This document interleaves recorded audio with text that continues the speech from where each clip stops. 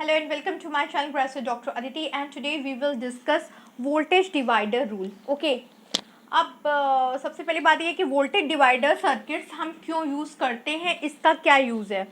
इसकी डेफिनेशन है voltage divider circuits are use to produce different voltage levels from a common voltage source but current is same. Means अगर आपको एक कोई common voltage source, एक supply source voltage का दिया है Vs, अब इस Vs से हम डिफरेंट वोल्टेज कैसे गेन कर सकते हैं, डिफरेंट वोल्टेज लेवल्स कैसे फाइंड कर सकते हैं from a single current source, उसके लिए हम वोल्टेज डिवाइडर सर्किट का यूज़ करते हैं. ठीक है, just like potentiometer. Okay. Now अब वोल्टेज डिवाइडर रूल को फॉलो करके अगर कोई सर्किट है और उसमें हम डिफरेंट जो रेजिस्टेंस अगर दिए हैं उसके अक्रॉस हम वोल्टेज की वैल्यू कैसे फाइंड कर सकते हैं, इसे हम डिस्कस करेंगे वोल्टेज डिवाइडर रूल में. Okay, so let's start our topic. अगर यहाँ पे वोल्टेज डिवाइडर सर्किट हमारा दिया हुआ है, ठीक है. अब ये हमारा सप्लाई वोल्टेज है Vs एंड हमारे डिफरेंट रेजिस्टेंस है R1 एंड R2 जो सीरीज में कनेक्टेड है. ठीक है. अब हम इन डिफरेंट रेजिस्टेंस के अक्रॉस जो वोल्टेज डेवलप हो रही है VR1 एंड VR2 उसको कैसे फाइंड करेंगे, अब हम ये देखते हैं. तो simply we can apply KVL and Ohm's law. By using KVL and Ohm's law we can find the value of voltages across different resistance. Right. अब यहाँ पे आप देख रहे हैं कि अगर इस ये सर्किट है, यहाँ पे सप्लाई वोल्टेज है Vs और ये है हमारा ग्राउंड. ठीक है. अब यहाँ पे जो हमारी करंट फ्लो हो रही है ये इस पूरे सर्किट में कॉमन है, दैट इज I. ये डिफरेंट रेजिस्टेंस के अक्रॉस सेम है क्योंकि करंट के फ्लो होने का और कोई पाथ यहाँ पे नहीं है. Means current is same in all the resistors of the circuit. Right. So here we can write, अगर हमें VR1 की वैल्यू फाइंड करनी है, VR1 अगर हम यहाँ सपोज करें कि करंट की वैल्यू जो फ्लो हो रही है सर्किट में that is I. So VR1 we can write here VR1 will be equal to I into R1. Right. Similarly, VR2 will be equal to I into R2. अब हमें यहाँ पे जो सप्लाई वोल्टेज है Vs उसके term में पहले हम I की वैल्यू फाइंड करेंगे. ठीक है. अब इस सर्किट का इक्विवेलेंट रेजिस्टेंस आप देख रहे हो R इक्विवेलेंट, क्योंकि यहाँ पे ये दोनों रेजिस्टेंस सीरीज में है. सो R equivalent will be R1 plus R2. Right. Now here we can write I will be equal to Vs divided by R1 plus R2. Right.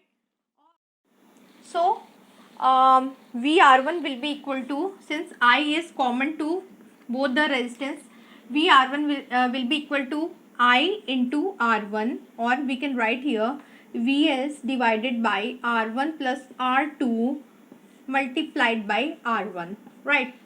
VR1.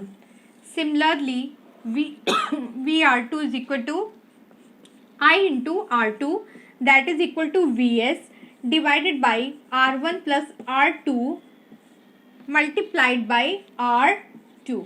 Right. So इस तरह हम सिंगल सप्लाई वोल्टेज सोर्स से different value of voltages find कर सकते हैं through voltage divider circuits. Right. अब हम इसका कुछ न्यूमेरिकल एग्जांपल्स देखते हैं जिसमें कि हमने 3 रजिस्टर्स सीरीज में लिए हैं. ठीक है.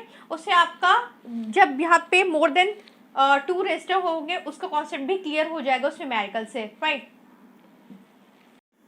ना यहाँ पे हमारा ये एक सर्किट गिवन है जहाँ पे supply voltage that is 36 volt and इसमें 3 डिफरेंट रेजिस्टेंस हैं R1, R2 एंड R3 जो सीरीज में कनेक्टेड हैं. एंड R1 की वैल्यू है 6 किलो ओम, R2 की है 12 किलो ओम एंड R3 की है 18 किलो ओम. अब इस प्रॉब्लम में हमें क्या क्या फाइंड करना है, that is equivalent resistance of the circuit, total current in the circuit end voltage drop across each resistor. Right. It means हमें यहाँ पे फाइंड करना है R equivalent, I total, VR1, VR2 and VR3. Right. So अब यहाँ पे चूँकि ये सीरीज और रेजिस्टेंसेज हैं तो आर इक्विवेलेंट की वैल्यू सिंपली यहाँ पे हमें फाइंड हो जाएगी। R equivalent is equal to R1 plus R2 plus R3 that is equal to 6 plus 12 plus 18, 6 plus 12 plus 18 that will be equal to 36 kilo ohm, right. तो आर इक्विवेलेंट की वैल्यू हमें यहाँ पे फाइंड हो गई, ठीक। अब हमें यहाँ पे देखना है आई टोटल क्या है। So I total, I T will be equal to what, I T that is 36 volt. तो हमारे यहाँ पे सप्लाई वोल्टेज है 36 volt divided by 36 kilo ohm means 1 milli ampere, right. यहाँ पे जो हमें आई टोटल मिल गया that is 1 milli ampere. Now further we have to find VR1, VR2 and VR3।